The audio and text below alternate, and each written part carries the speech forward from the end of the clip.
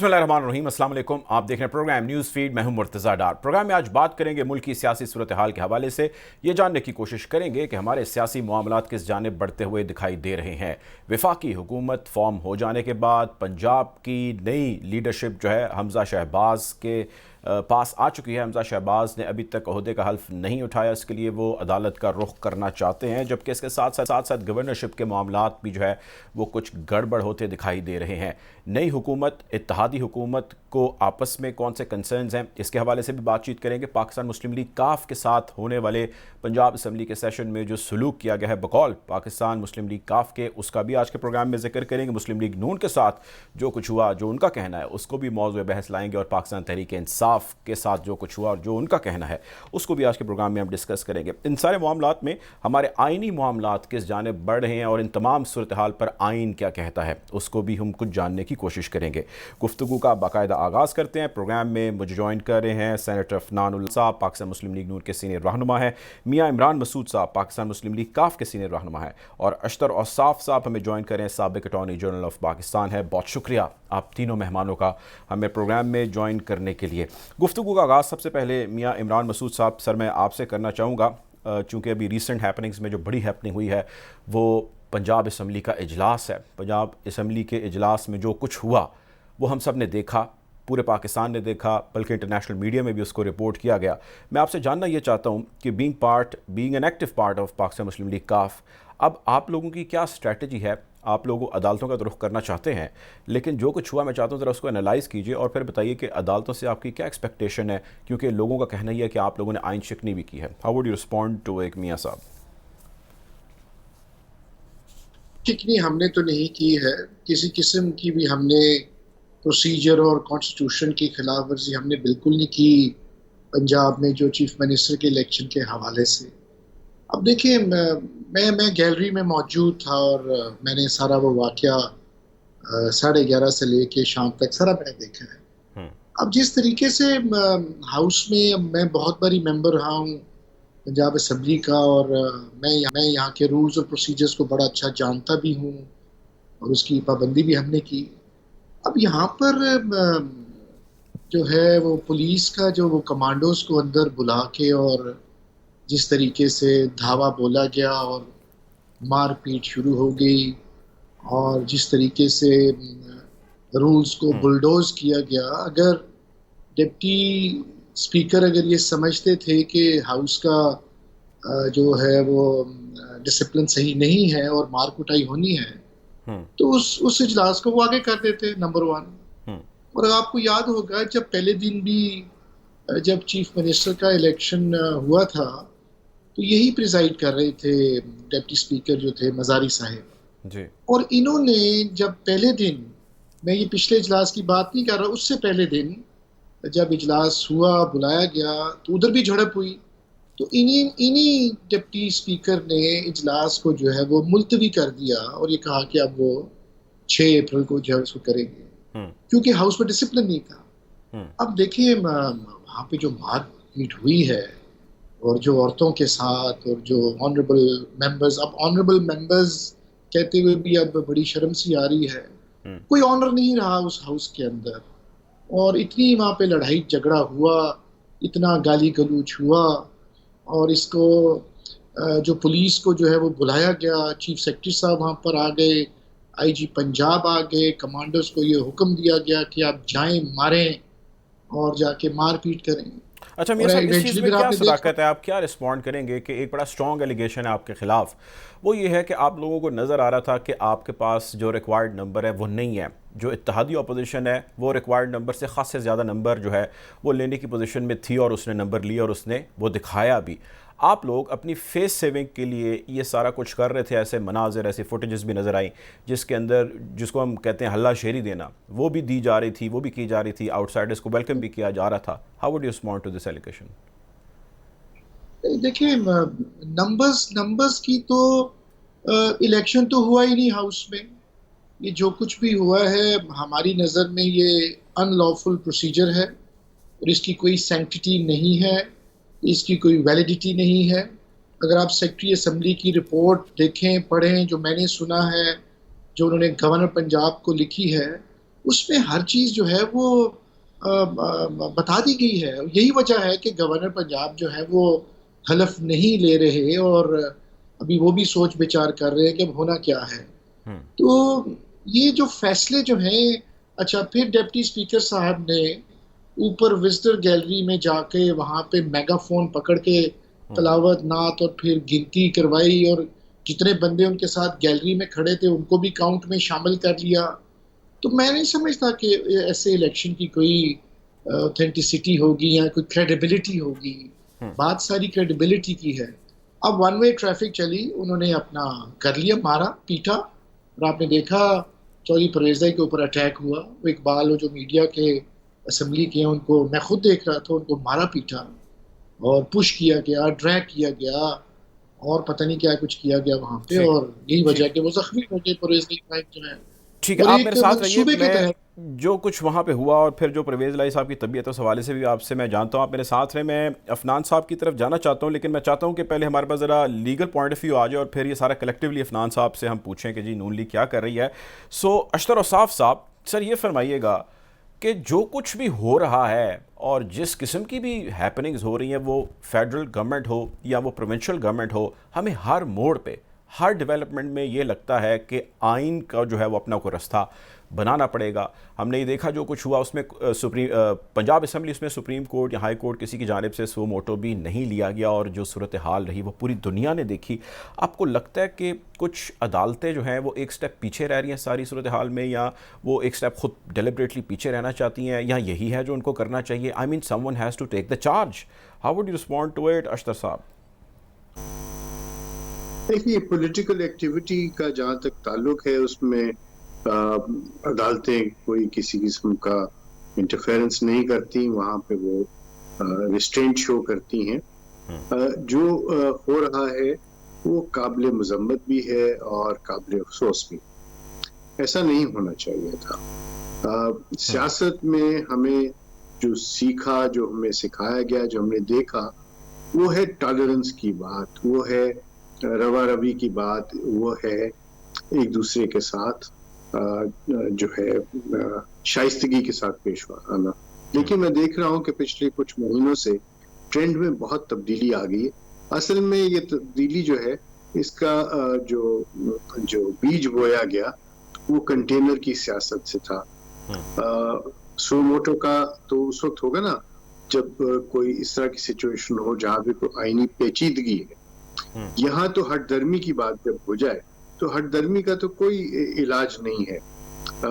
वहाँ पे जरूर है कि जो टाइम बाउंड चीजें हैं वो जब वो टाइम आएगा उस पर वो हो जाएंगी। लेकिन जो हंगामा आराई हुई है वो बिल्कुल गैर मुनासिब है। उसमें जिन लोगों ने उस हंगामा में हिस्सा लिया, उसको प्रमोट किया, उनको सजा मिलनी चाहिए। इसके अंदर एक बहुत ही अहम पहलू ये है कि हम देख रहे हैं कि इस सारी कश्मकश में जो आइन के अंदर और कानून में चीजें लिखी हुई हैं, जो रूल्स में लिखी हुई हैं, उनकी पामाली हो रही है। एक इंट्रोस्पेक्शन होना चाहिए, सब लोग कूल डाउन करें और ये देखें कि ये जो मौका है ये आने वाली नस्लों के लिए हम कोई अच्छी मिसालें छोड़ें। जो कुछ हम देख रहे हैं वो अच्छा बिल्कुल नहीं। ठीक है, आप मेरे साथ रहिएगा। अफनान साहब, सर ये तमाम तर चीज़ें मैं चाहता हूँ इनको ज़रा डायरेक्ट मैं आपकी तरफ करूँ, और आपसे मुराद मेरी पाकिस्तान मुस्लिम लीग नून का रिएक्शन है और उस पर लगने वाले एलिगेशंस हैं। जो कुछ पंजाब असम्बली में हुआ, मैं चाहता हूँ आप ज़रा एक तो उसके ऊपर अपनी राय दीजिए, और इससे कबल जो कुछ वफाक के अंदर हुआ उस पर भी अपना ओपिनियन दीजिए। इन दोनों चीज़ों को सामने रखते हुए जो अपोजिशन का कैंप है, यानी कि PTI का या पाकिस्तान मुस्लिम लीग काफ का या बाकी उनके साथ जो उनके सपोर्टर्स हैं, उनका ये कहना है कि आप लोगों ने जारहाना अंदाज़ अपनाया है और आप लोग इस जारहाना अंदाज़ का कोई ख़ास फ़ायदा भी नहीं ले पा रहे। क्या आपका ख्याल है सर इस सारी सूरत हाल के बारे में? जी बिस्मिल्लाहिर्रहमानिर्रहीम। देखें, बात ये है कि जो हम लोगों ने कहते हैं ये एक तसलसल है एक उस कड़ी का जो आपको नेशनल असेंबली में सबसे पहले होती हुई नज़र आई कि नो कॉन्फिडेंस मोशन जो है वो कामयाब हुई। नो कॉन्फिडेंस मोशन हमने प्रेजेंट की और उसके बाद उसके ऊपर वोटिंग को रोका गया फिर जब वोटिंग वाला दिन था उस दिन वोटिंग नहीं कराई, हम कोर्ट में गए, फिर कोर्ट से क्या कहते हैं उसका फैसला लिया गया, एक हफ्ता उधर ट्रायल चला, उसके बाद कोर्ट ने सेटल किया कि भाई आप इस डेट को होना है। उस दिन भी क्या कहते हैं इन्होंने वोटिंग नहीं कराई। तो जब आप आइन और कानून की धज्जियां उड़ाएंगे इस तरह कि ये कोई देखें, ये कोई 1930s का जर्मनी नहीं है कि आप जो है वो ताकत के अंदर घुस जाएं और आप जो है उसके बाद आपका हो कि आप बस अब आपने छोड़ना ही नहीं है ताकत।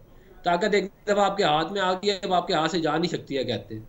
तो ये जो है 1930s का क्या कहते हैं जर्मनी नहीं है, ना ही क्या कहते हैं ये कोई फाशिस्ट स्टेट है पाकिस्तान, कि जहाँ पे आप आके बैठ जाएं और अब आप कहेंगे जो पढ़ना है पढ़ लो, हम ताकत से करते। तो ये इस तरह तो ज़ाहिर मामला नहीं चल सकते। तो ये इस चीज़ को सामने रखते हुए फिर जो है उस दिन फिर आपको मालूम है कि रात को क्या हुआ। और फिर ये ज़रूर है कि जब प्रिजनर वैन आई तो उसके बाद इमरान खान साहब का भी दिमाग चलना शुरू हो गया और वो जो है मामला सेटल हो गया। और मोर और लेस पंजाब असेंबली उसी की कंटिन्यूएशन है कि आप देखें कि वहाँ पे हम लोगों की मेजॉरिटी हो गई है, हमने अपने नंबर्स पूरे कर लिए हैं।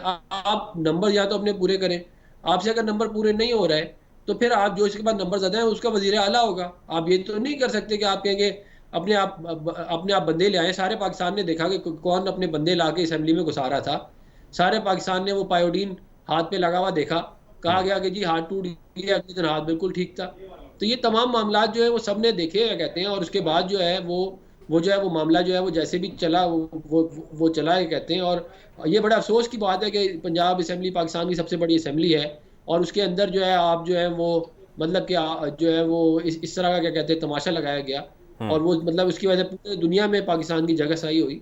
तो ये तो ज़ाहिर है, ये तो मुझे अफसोस है क्या कहते हैं कि पीटीआई ने ये तहिया कर लिया है कि ये स्मूथ ट्रांजिशन ऑफ पावर में बिलीव ही नहीं करते। ये बिलीव करते हैं कि बस एक दफ़ा जब एक कुर्सी मिल जाए तो उससे चिमट जाओ, चिमटे रहो जब तक एक सेकंड और एक मिनट भी तुम्हारे उसमें वो। तो ये उस पॉलिसी के ऊपर काम कर रहे हैं। आप इवन आप देखें कि सदर ओथ नहीं ले रहे, गवर्नर ओथ नहीं ले रहा। गवर्नर का काम ही नहीं है इसके अंदर। गवर्नर जो है उसका एक अलामती क्या कहते हैं वो है और उसका ओहदा वो कह रहा है मैं ओथ नहीं लेता। तो इसका मतलब ये है कि ये बेसिकली जो है ये फाशिस्ट पार्टी है, ये जमहूरियत के अंदर बिलीव नहीं करते। और जो लोग इस सोच के लोग हैं वो उनका पाकिस्तान की जमहूरियत में जो है उनका क्या कहते हैं कंट्रीब्यूशन सारी पाकिस्तान के लोग देख रहे हैं क्या कहते हैं वो क्या है। लेकिन ये अल्लाह का शुक्र है कि इसके बावजूद जो है वो कोर्ट जो है वो चल रही थी, इदारे चल रहे थे और जो है उसके बाद जो है वो स्मूथ ट्रांजिशन जो है वो वफाक में हो गया है। और अब ये एक आध 2 दिन और इस रोना लगा रहेगा पंजाब में, उसके बाद वहाँ पे भी हो जाएगा। कोर्टों से जाके दोबारा लेना पड़ेगा। अवाम का वक्त का ज़िया है, रिसोर्सेज का ज़िया है, पाकिस्तान का इमेज खराब किया। होना एंड में वही है जो क्या कहते हैं होना है। इस तरह रोने धोने से क्या कहते हैं या बुरा भला कहने से या लड़ाइयाँ करने से जो है वो चीज़ें रुकती तो नहीं है। ठीक है, अच्छा आप मेरे साथ रहिएगा। ये फरमाइएगा मियाँ इमरान मसूद साहब, सर एक और आवाज़ बड़ी जो है वो तक़वियत पा रही है और बड़ा जो है वो स्ट्रेंथन कर रही है अपना नैरेटिव, वो ये है कि पाकिस्तान मुस्लिम लीग काफ से मिस कैलकुलेशन हुई है। उसने पीटीआई के कैंप्स को ज्वाइन कर लिया सीएम शिप के लिए, परवेज़ इलाही साहब आगे आ गए और विद इन फ्यू डेज़ ये रियलाइज़ हुआ कि नहीं ये फ़ैसला गलत हो गया, जिसकी वजह से अपोजिशन जितनी इत्तेहादी थी उससे भी जो है वो ताल्लुक़ ख़राब ही अब बज़ाहिर तो नज़र आता है। और इस सारे मामले में पाकिस्तान मुस्लिम लीग काफ के इंटरनली जो है मामलात कुछ हमें स्प्लिट दिखाई देते हैं। वो शुजात साहब का मामला हो या वो सालिक साहब का मामला हो। What is going on sir inside PMLQ's camp? देखिए उस पर यूनानिमस फैसला था हमारी जमात का और बड़ा टफ फैसला था इन द सेंस के तमाम सियासी जमातें राब्ते में कर रही थी कि आप हमसे ये पैकेज ले लें। मुस्लिम लीग नून के साथ काफ़ी हमारा ट्रस्ट डेफिसिट आज भी है और 14-15 साल हो गए कोई राब्ता नहीं, किसी किस्म की वर्किंग नहीं है। पीपल्स पार्टी के साथ जरदारी के साथ अच्छा ताल्लुक है परवेज़ इलाही साहब का। Anyways all parties were trying to अपनी अपनी पोजीशन को स्टेज कर रहे थे। MQM ने अपना अडॉप्ट किया, बाप ने भी अपना एक फ़ैसला किया, काफ चूँकि हम इत्तेहादी थे ऑलरेडी हमने भी अपना फैसला किया। एक तो बात है कि यूनानिमस डिसीजन था और जहाँ तक बशीर चीमा साहब की बात है बिल्कुल वो नाराज़ थे, आज भी वो नाराज़ बैठे कि आप PTA को छोड़ दें। लेकिन चौधरी शुजात हुसैन और चौधरी परवेज़ ने यह फैसला किया कि हम नहीं छोड़ेंगे और ये हमारा फैसला जो था ये इसमें यूनानिमिटी थी। और मिसकैलकुलेशन हुई मियाँ साहब नहीं हुई, ये बताइए। मिसकैलकुलेशन हुई या नहीं हुई?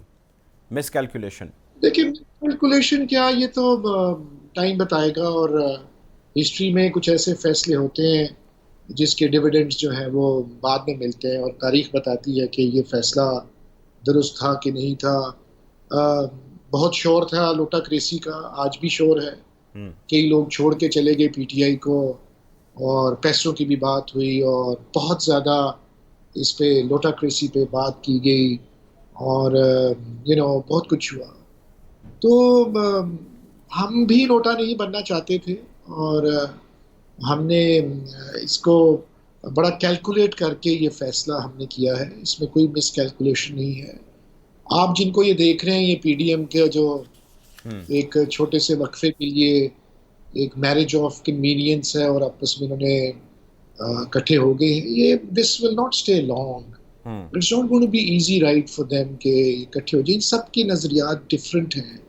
Eight the end of the whole scene जो है, आपने इलेक्शन में जाना है, you have to go to the public, और पब्लिक का सेंटिमेंट जो है वो आई थिंक वो दुनिया देख रही है कि सेंटिमेंट क्या। हमारे ऊपर भी बहुत प्रेशर था, when we were about to decide कि हमने कहाँ सोचना है, कहाँ हमने अपने आप को स्टेज करना है आइंदा इलेक्शन के लिए, हमने अपनी पार्टी को पिच कैसे करना है।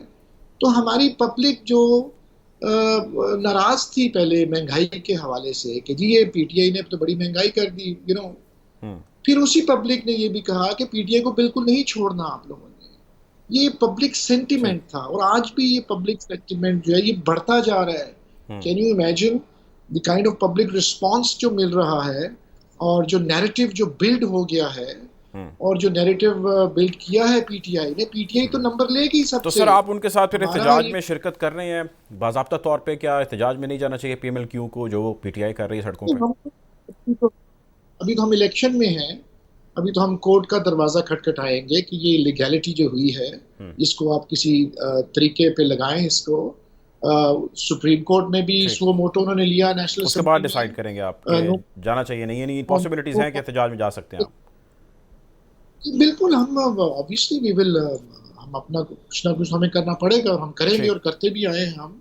तो इसमें कोई ऐसी बात नहीं है, ये एक प्रोसीजरल एक सिस्टम है जिसमें सारी जमातें गुजरती हैं। ये कोई पहली बारी ये नहीं हो रहा कि नो कॉन्फिडेंस पहले भी भुगताए हैं, ऑपोजिशन में भी रहे हैं, अलायंसेस भी बने हैं। तो इंशाल्लाह ताला हम तकड़े खड़े हैं अपने मुकाम। ठीक है, आप मेरे साथ रहिएगा। अशतर औसाफ साहब, सर पाकिस्तान तहरीक इंसाफ का कहना यह है कि उनको मार्जिनलाइज किया जा रहा है। फॉरेन फंडिंग केस का हवाला मैं देना चाहूँगा, जिसमें जो है बहुत क्विक हेयरिंग भी हो रही है, और उसका फ़ैसला सुनाए जाने के हवाले से भी बहुत जल्द हम एक्सपेक्टेशन कर रहे हैं कि आ जाएगा।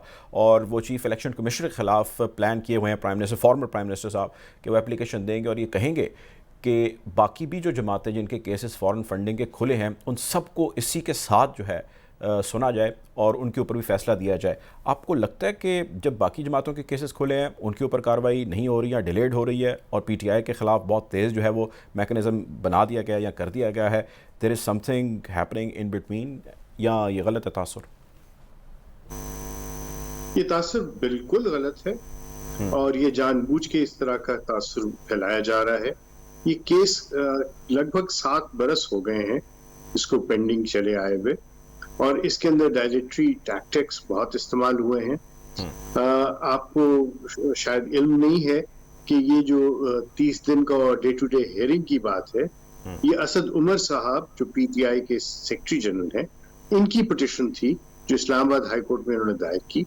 ये उस पिटिशन पे फैसला आया है, और वो क्या कह रहे थे उस पिटिशन में कि जो कंप्लेनेंट हैं अकबर एस बाबर, उनको प्रोसीडिंग से अलहदा किया जाए, और उनको रिपोर्ट की कॉपी न दी जाए जो कि फोरेंसिक ऑडिट वगैरह हुआ है। बिल्कुल ऐसे था। इसके अलावा एक और बात मैं आपको बता दूं, अभी एक दिन में एक वेबसाइट भी इन्होंने लॉन्च की है, और उसमें भी इन्होंने पीटीआई वालों ने फंड्स मांगे हैं। ये फंड जो मांगे हैं, और ये जो एक्स प्राइम मिनिस्टर है उन्होंने खुद आके अपील की है। ये भी वायलेशन है लॉ की। ये कैसे सर, थोड़ी डिटेल समझाइए। फंडिंग को जी, जो ये वायलेशन इस तरह है कि आप वेबसाइट क्रिएट करके वेब में जब ये मांगते हैं तो आपको EAD से भी परमिशन लेना है। You have to be non profit organization registered with FPR, और ये FPR में नॉन रजिस्टर ये नहीं है।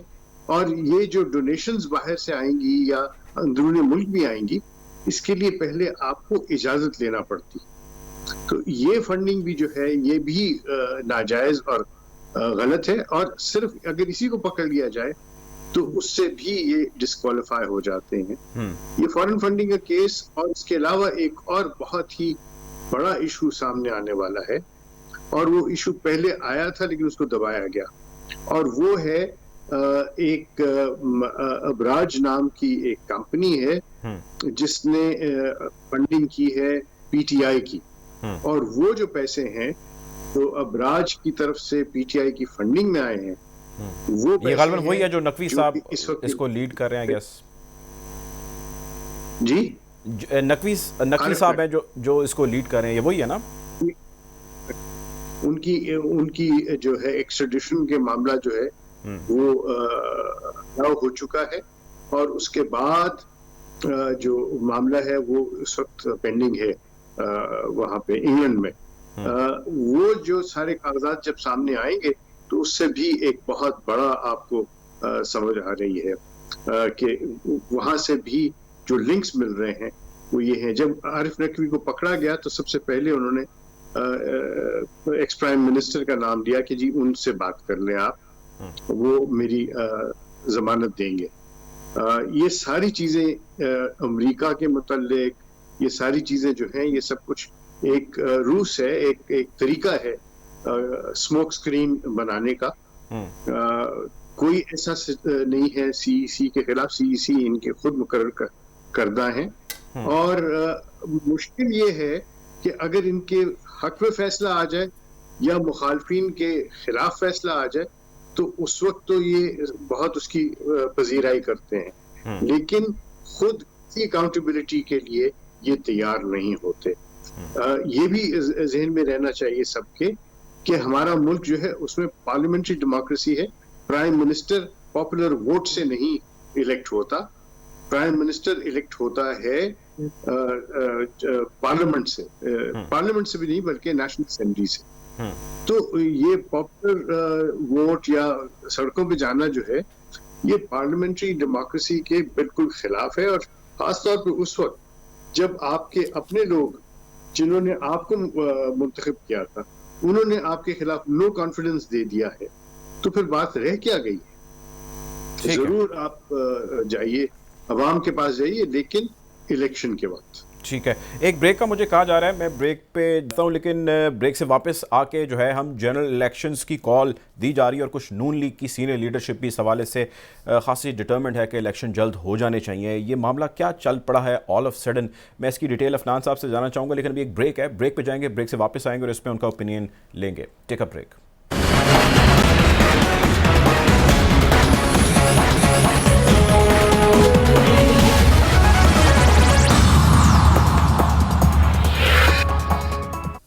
Welcome back after the break. बात कर रहे हैं मुल्की सियासी सूरत हाल के हवाले से। मेरे साथ अफनान उल्लाह खान साहब मौजूद हैं पाकिस्तान मुस्लिम लीग नून से, मियां इमरान मसूद मुस्लिम लीग काफ से, और अशतर औसाफ साहब साबिक अटॉर्नी जनरल मौजूद हैं। अफनान साहब, ब्रेक पे जाने से पहले एक सवाल जो हम चाहते हैं कि इसका जवाब आप दीजिए, वो ये है कि एक चीज़ बहुत ज़्यादा ज़ोर पकड़ रही है, और वो आपकी डिमांड भी थी और मुत्तहिदा अपोजिशन की डिमांड थी, वो थी जनरल इलेक्शंस का होना।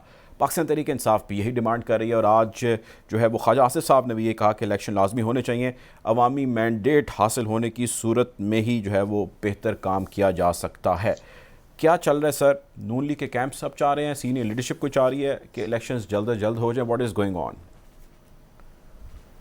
देखिए, इसके अंदर जो मुस्लिम लीग नून है उसके अंदर दो राय पाई जाती हैं। एक राय ये है कि जल्दी होने चाहिए इलेक्शंस, और एक राय ये है कि टेन्योर पूरा करना चाहिए। इसके ऊपर अभी कोई हतमी फैसला नहीं हुआ हुआ। ये इस बात का इम्कान है कि हम जो है वो बजट के बाद जो है वो असेंबलियाँ तोड़ दें, लेकिन इस बात का भी इम्कान है कि हम टेन्योर पूरा करें। ये अच्छा, इसके ऊपर ये एक ऑनगोइंग मामला है। इसी तरह PDM के अंदर भी कुछ पार्टीज़ का व्यू ये है कि हमें टेन्योर कंप्लीट करना चाहिए। कुछ पार्टियाँ ये समझती हैं कि हमें इलेक्शन कॉल कर लेनी चाहिए।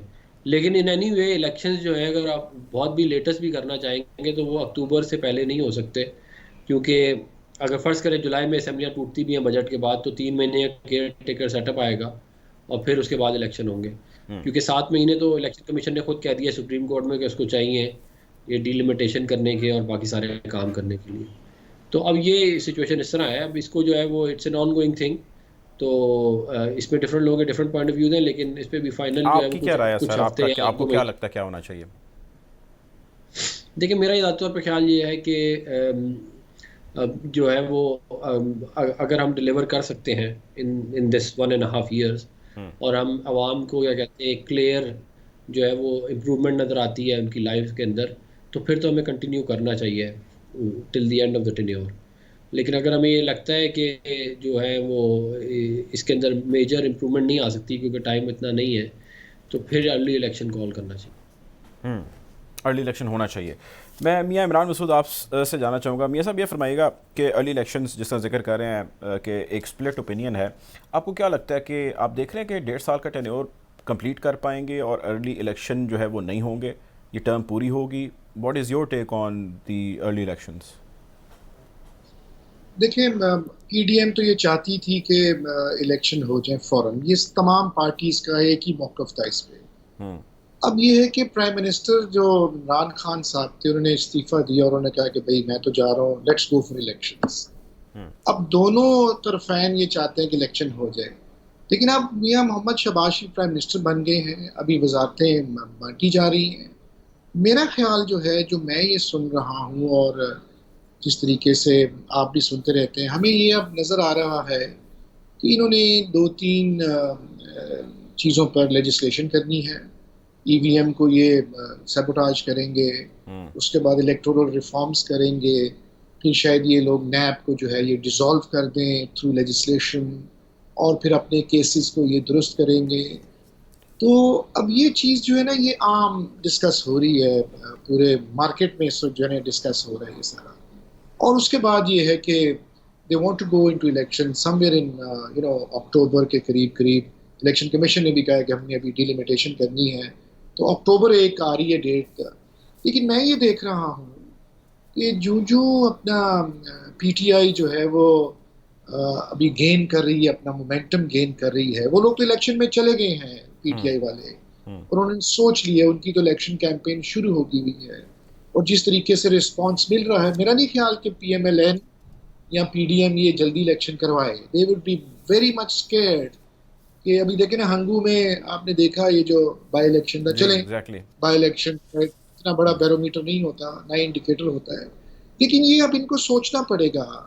और ये अब ये अपनी टर्म पूरी करेंगे, जो मुझे लग रहा है। सिंध वाले चाहते हैं कि उनकी टर्म भी पूरी हो जाए, हालांकि दूसरी तरफ जो है वो पीटीआई तो बैठी हुई, उन्होंने तो इस्तीफे भी दे दिए हैं। क्या पता अभी सुबह में इस्तीफे जो है वो शुरू हो जाएं, केपीके में शुरू हो जाएं, क्योंकि पीटीआई की तो अब ये पब्लिक डिमांड की तरफ वो जा रहे हैं। इन पब्लिक वो कह रहे हैं कि हमें आप इलेक्शन दे दें, लेकिन अब इन्होंने अभी इक़्तिदार को इंजॉय करना है, इन्होंने अपना बहुत सी मुराद लेनी है, बहुत से काम करने हैं वगैरह वगैरह।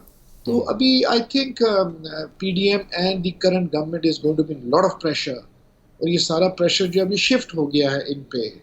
और इमरान खान जो है वो तो कह लें वो मजलूम बन के निकल गया। वो महंगाई शंगाई आपने देखा, कोई बंदा बॉदर्ड ही नहीं है महंगाई की, कोई बात ही नहीं कर रहा महंगाई की। और हर चैनल पे महंगाई, हर एंकर महंगाई की बात कर रहा था।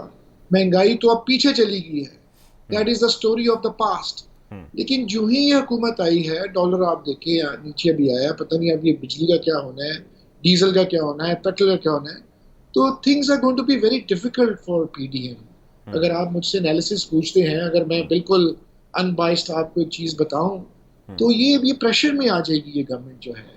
और उसके तो गुनाह धुल गए इमरान खान साहब, वो तो चला गया, वो तो पब्लिक में चला गया, उसने तो अपने आप को बहुत बिल्ड कर लिया, मॉरल हाई ग्राउंड पे वो चला गया है। दो उसने ये कार्ड्स जो एंटी अमेरिका और इस्लामोफोबिया का, ये बहुत बड़ा नैरेटिव है जो उसने क्रिएट किया है, और उसने अपना कद बहुत बढ़ा लिया है। और PTI versus the entire politics of Pakistan, सारी जमातें एक तरफ और एक जमात एक तरफ। Look at the level, PTI ने कितना गेन किया है इसको। ये चीज को भी आपको देखना पड़ेगा, इस चीज को एनालाइज करना पड़ेगा। पब्लिक रिस्पांस हम लोग जलसे अरेंज करना हमारे लिए बहुत मुश्किल होता है सियासियों के लिए। भाई पीटीआई के जलसों में तो लोग खुद आते हैं, खवातीन आ रही हैं, बच्चे आ रहे हैं, खुद से पैसे लगा के आ रहे हैं, ना नहीं, तो जलसे तो बसें बहुत इनको बड़े हो भेजते रहे हैं। हैं, there is no other opinion. जलसे और बड़े जिस हो रहे हैं, वो पेशावर का हो या कराची का हो। आप मेरे साथ रहें सर, थोड़ी सी वक्त की कमी है, मैं आगे बढ़ना चाहूँगा इस डिस्कशन को लेके। अशरफ साहब सर ये फरमाइएगा, अब जिस तरह अर्ली इलेक्शन है उसकी कॉल हो रही है और जिस वक्त सेटिंग गवर्नमेंट है वहाँ से भी हम देख रहे हैं ओपिनियन पे नफीसा शाह साहब का एक बयान आया कि जो अपोजिशन होनी चाहिए, अगर अपोजिशन बेंचेस पे नहीं बैठी होगी तो उस सियासत का क्या फ़ायदा। मेरा सवाल आपसे सर ये है, अर्ली इलेक्शन कॉल अप कर दिए जाते हैं और उधर इलेक्शन कमीशन ऑफ पाकिस्तान जो कि कह रहा है कि हमने डिलिमिटेशन करनी है, बहुत सारे अरेंजमेंट्स करने हैं, हमारे लिए अभी सर्टन टाइम से पहले मुमकिन नहीं है। तो इस सूरत में कौन सी आइनी मतलब सूरत हाल बन सकती है कि मे बी आफ्टर ईद और मे बी आफ्टर 2 months और 3 months रिक्वेस्ट कर दिए जाते हैं कि जी इलेक्शन होने चाहिए और इसी इलेक्शन कमीशन ऑफ पाकिस्तान तैयार नहीं है, then what will be the course of law? देखिए, I am student of history और कानून का तालिब इल्म हूँ। जो मुझे नजर आ रहा था पिछले 6 माह में वो यही था कि स्नैप इलेक्शंस करवाए जाएं, जिसको शद-ओ-मत से जो इमरान खान साहब थे वो शन करते थे। वो कहते थे कि नहीं, मुझे कोई जरूरत नहीं है, मैं अपनी टर्म पूरी करूंगा, और यही उनकी सारी काबीना का मंत्रा था। ये जो है स्नैप इलेक्शंस की इसीलिए वजह थी कि कानूनी दगिरगू थी है, और इतने बड़े बड़े पॉट होल्स आ गए हैं आपके इंफ्रास्ट्रक्चर में। ये आप देखिए कि रिपेयर्स नहीं हुई भी, मामूली रिपेयर्स नहीं हुई भी, जो आपकी आईपीपीज में आपके जो बिजली। ठीक है, आप सर मेरे साथ रहे, अशरफ साहब आप मेरे साथ हैं, मैं यहाँ से डिस्कशन। जी प्लीज, जी आप बोलिए प्लीज। एक मिनट जी। देखिए, बहुत सारे मामलात ऐसे हैं जो केयर टेकर गवर्नमेंट नहीं कर सकती, वो इलेक्टेड गवर्नमेंट ही को करना है। उसमें कुछ लेजिस्लेशन है और कुछ एडमिनिस्ट्रेटिव बातें हैं। अज़द जरूरी है कि वो जल्दी से की जाए और इलेक्शन की तरफ जाया जाए, बिकॉज असल हल जो है वो इलेक्शन ही है। इलेक्शन, ठीक है। आप मेरे साथ रहे, फयाजुल हसन चौहान साहब हमें ज्वाइन करें, पाकिस्तान तहरीक इंसाफ के रहनुमा है। वेलकम टू फयाज साहब 2-3 चीज़ें हैं और मैं चाहता हूँ आप कलेक्टिवली उस पर अपना ओपिनियन दीजिए। एक तो ये कि अर्ली इलेक्शन अगर कॉल अप हो जाते हैं और इलेक्शन कमीशन तैयार नहीं है तो तब एक आइनी पेचीदगी तो सामने आ रही है जिसके ऊपर अशरफ साहब भी अपना ओपिनियन दे रहे हैं। उसके साथ साथ मैं चाहता हूँ आप इस पर भी रिस्पॉन्ड कीजिए कि जो सूबे के अंदर आप लोगों की शमूलियत है या आपकी गवर्नमेंट है, वहाँ से भी इस्तीफ़े देने का प्लान है, पंजाब समेत KPK समेत। What are you guys planning? Fayaz साहब। बिस्मिल्लाहिर्रहमानिर्रहीम। देखिए, बात यह है कि आईनी बहरान सिर्फ पाकिस्तान नहीं, पंजाब नहीं, हर कोने खुदरे पे इस वक्त ना आईनी बहरान है। और पता नहीं, अभी आपके साथ जो दूसरे पार्टिसिपेंट थे वो बता रहे थे कि जनाब PTI का यही मंत्रा था। इधर भाईजान हर किस्म का अंतरा भी यही चल रहा है। यहाँ पर अब सूरत हाल ये है कि जनाब बुज़दार साहब ने जो रिजाइन किया है वो वजीर आजम साहब के नाम रिजाइन लिख दिया और उसको जनाब एक्सेप्ट कर लिया अफरा तफरी में जनाब गवर्नर ने। अभी इसी वक्त आप आइन का जनाब खोलें, उसका आर्टिकल 130 है और उसका सब आर्टिकल 8 है। उसके अंदर कैटेगोरिकली लिखा हुआ है कि बाय हैंड गवर्नर के नाम रिजाइन जो है वो वजीर आला लिखेगा तो उसका रेजिग्नेशन होता है। बाय हैंड वजीर आला गवर्नर को लिखेगा। अब ये वजीर आजम के नाम लिखा हुआ जनाब हो गया है। आईनी तौर पर मैं इस वक्त वजीर जेल खाना जात हूँ। आईनी तौर पर इस वक्त जनाब पंजाब हुकूमत का जनाब चीफ मिनिस्टर जो है, निगरान नहीं ओरिजिनल, वो सरदार उस्मान बुज़दार हैं। अब ये कोर्ट के अंदर मामला जाएगा, कल जाएगा, परसों जाएगा, गवर्नर इसको लेके जा रहे हैं। उसके बाद फिर दोबारा इल्लीगल, एक ये इल्लीगल एक्ट हो गया, उसके बाद आगे पूरे का पूरा प्रोसेस इल्लीगल हो गया जनाब इसकी हमजा शहबाज साहब की जनाब वज़ारत आला का। तो ये सारे मामलात ही इस वक्त इल्लीगल चल रहे हैं। वजह यह है कि वो कहते हैं ना कि जो शाख नाजिक पे आशियाना बनेगा ना पायदार होगा। अमरीकी डॉलर्स और अमरीकी डीलर्स के जरिए से जो अफरा तफरी में ये सारी गेम जना हस्ती बस्ती जो खराब की गई है, तो उसका नतीजा यही निकलना था। हर चीज जो है ना वो सस्पिशियस, एम्बिगुअस और अनकॉन्स्टिट्यूशनल यहाँ पर चीजें चल रही हैं। तो अब इस पे देखना पड़ेगा। अच्छा, अब लाहौर हाई कोर्ट को भी इस पे फैसला करना पड़ेगा कि ओरिजिनल हुकूमत तो इस वक्त जो है वो PTI की और उस्मान बुज़दार जो अनलॉफुल चीजों का जिक्र कर रहे हैं, तो इस्तीफा वो लिख ही नहीं सकते। अर्ज सुनिएगा मेरी, जो अनलॉफुल चीज़ों का आप जिक्र कर रहे हैं, ऑपोजिशन कैंप से ये आवाज़ उठती है और खैर वो ख़बरों में भी सामने है, वो ये है कि जो पंजाब असम्बली में जो कुछ हुआ, जिस किस्म का तशद्दुद हुआ, आपका भी नाम उसके अंदर शामिल है और बल्कि आपकी फुटेजेस भी सामने आ रही हैं पुलिस वालों के ऊपर जो है वो आप हमलावर हैं। ये बताइए कि जो कुछ, मैं सिर्फ आपके हवाले से बात नहीं कर रहा, कि जो कुछ भी उस दिन हुआ और जिस तरह गुत्थम गुत्था मेंबरान असम्बली और पुलिस वाले हुए, क्या ये आईनी है? मैं आपको बता देता हूँ और तसल्ली से सुन लें, बीच में मुझे टोकिएगा मत। बोलिए। आपकी इतला के लिए अर्ज है कि सबसे पहला अनकॉन्स्टिट्यूशनल, गैर आईनी, इलीगल ब्लंडर और प्लंडर हमजा शहबाज की शय पे आपके जो डिप्टी स्पीकर है जो उनके हाथों बिके हुए थे और पूरा फैमिली पैकेज 20 से 25 करोड़ रुपए का लेके जना वो बिके हुए थे, उन्होंने पंजाब और पाकिस्तान की हिस्ट्री में पहली दफा असेंबली के अंदर अपना जाती गार्ड्स लेकर और पुलिस यूनिफॉर्म के अंदर लेकर जनाब वो अंदर दाखिल हुए, जो आइन और कानून के अंदर कैटेगोरिकली असेंबलियों के रूल्स एंड प्रोसीजर्स के अंदर लिखा हुआ है कि कोई मेंबर असेंबली ना जाती गार्ड ला सकता है, ना पुलिस यूनिफॉर्म में आ सकती है, ना पुलिस सादा यूनिफॉर्म में आ सकती है। वो अंदर लेकर आए, उन्हीं यूनिफॉर्म वालों ने, उनके जनाब गार्ड्स ने वहां मेंबर सूबाई असेंबली जो खवातीन थी और जो हमारे दूसरे लोग थे उनको मारा पीटा, फिर सारा दंगा फसाद शुरू हुआ। फिर उसके बाद आपने जो मेरी मिसाल दी है ना, वो उससे 4 मिनट पहले की वीडियो की आपने तस्करा नहीं किया, ना किसी ने नून लीग के मीडिया सेल ने उसको वायरल करने की कोशिश की। मेरी आंखों के सामने 70 और 75 साल की बुजुर्ग मेंबर खातून असेंबली को नीचे उन्हीं पुलिस वालों ने गिरा के उनके ऊपर बूटों से रोनते हुए उसको आगे गए हैं और चौधरी जफर इकबाल मेंबर सूबाई असेंबली जेलम का उसको मारा पीटा, उसका पूरा गिरबान और कमीज चाक कर दी और उसके बाद फिर मुझे डंडा मारा सर पे, जो मैंने अपने हाथ से बचाया और मेरा हाथ अभी तक जख्मी है। और जो इलीगली अंदर दाखिल हुए उन्हें हम बाहर भेजने के हवाले से धक्कम-पेल भी नहीं कर सकते। उन्हें बाहर भेजने के हवाले से बीइंग अ लेजिस्लेटर और बीइंग अ पार्लियामेंटेरियन एक इलीगल काम के हवाले से एक लफ्ज किसी किस्म का मकरू और गलीज कोई गाली वाला हमारे मुंह से नहीं निकल रहा था। आप 7500 मेरे क्लिप और उस मौके के क्लिप निकाल लें, सिर्फ एक मुतालबा था उनको कि अंदर बाहर जाओ, पीछे जाओ और बाहर जाओ और हाल से बाहर निकलो। वो तो आपको बड़ा नजर आके आप जनाब सवाल पूछ रहे हैं। जो गुंडागर्दी और बदमाशी, कम अज कम 800 से 1000 गुल्लू बट गैलरियों में नून ली के बैठे थे जो फिर उछल के अंदर आए और उन्होंने पार्लियामेंटेरियंस को मारा पीटा, वो तो आपको नजर नहीं आया। आपको वो इलीगैलिटी नजर नहीं आ रही कि जो पाकिस्तान की हिस्ट्री में पहली दफा गैलरी में बैठ के जनाब आपका इजलास कंडक्ट हो रहा है कि जो एब्सोल्युटली इलीगल है। तो जनाब मैं सदके जाऊं और वारी जाऊं आप मीडिया के कुछ लोगों के कि जो असल चीज इलीगैलिटी है उसको हाईलाइट करने के बजाय आप उन चीजों को सियाको सबाक से हट के उसको तो जनाब आप बड़े अच्छे तरीके से जनाब एज अ क्रिटिसिज्म बयान कर रहे हैं। ये रियलिटी है। फिर स्पीकर सेक्रेटरी असेंबली है, उसने जो कल रिपोर्ट दी है उसके अंदर उसने कहा कि गार्ड्स लाके और पुलिस लाके डिप्टी स्पीकर ने वायलेशन की। दूसरी उसने कहा कि 15 तारीख को मीटिंग हुई तमाम पॉलिटिकल पार्टीज की, जो हर पार्लिमानी इजलास शुरू होने से पहले पार्लिमानी पार्टियों का इजलास होता है जो रूल्स एंड रेगुलेशन तय करते हैं उस इजलास के। उसमें तय हुआ था कि उस दिन 16 तारीख को हर पार्टी के सिर्फ 10-10 विजिटर आएंगे। हमारे तो 10 भी पूरे नहीं थे, इनका 800,000 बंदा कहां से आ गया? ये इलीगैलिटी। और फिर वो कभी गैलरी से और कभी गैलरी के अंदर दाखिल होकर जो पार्लियामेंटेरियन को मारते पीटते कूटते और गंदी गलीज गालियां निकालते रहे, ये इलीगैलिटी नहीं है?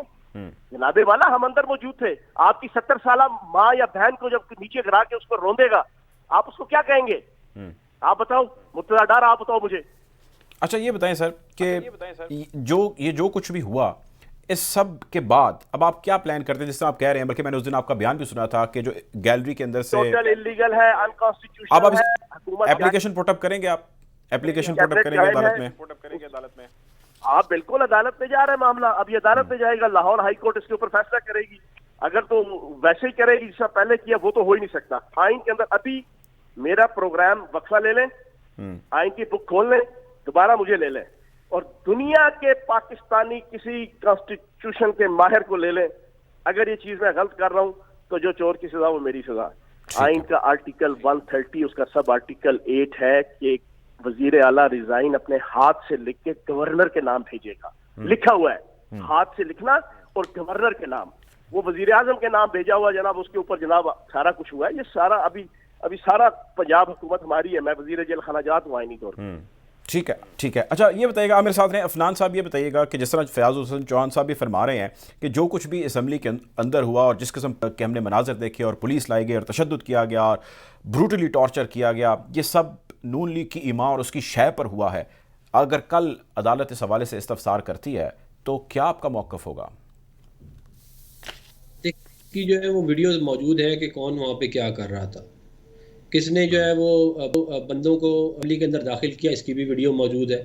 वो आप निकाल के देख सकते हैं, पूरे पाकिस्तान के मीडिया के ऊपर चलती रही है। लेकिन ये पीटीआई का वतीरा रहा है कि ये जो काम गलत काम करते हैं इसका इल्ज़ाम दूसरों पे लगाते हैं। ये इनका हमेशा से वतीरा यही रहा है। ये भी यही कर रहे हैं।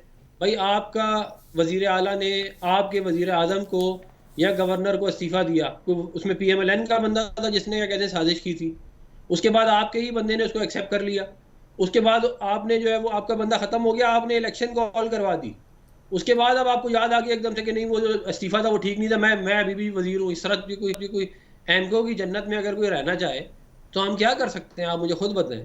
मतलब इसका बात का कोई सर पैर है कि आपको कोर्ट ने कहा है कि डिप्टी स्पीकर को हम इख्तियार दे रहे हैं कि वो इलेक्शन कराएगा। आप कौन होते हैं कि भाई आप उसको मारें?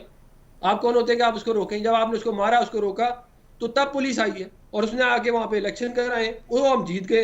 अब आपको तकलीफ है कि हम जीत क्यों गए, तो अब आप जो है वो नई शैतानियाँ कर रहे हैं। तो ये बुनियादी तौर पे गैर जमहूरी लोग हैं।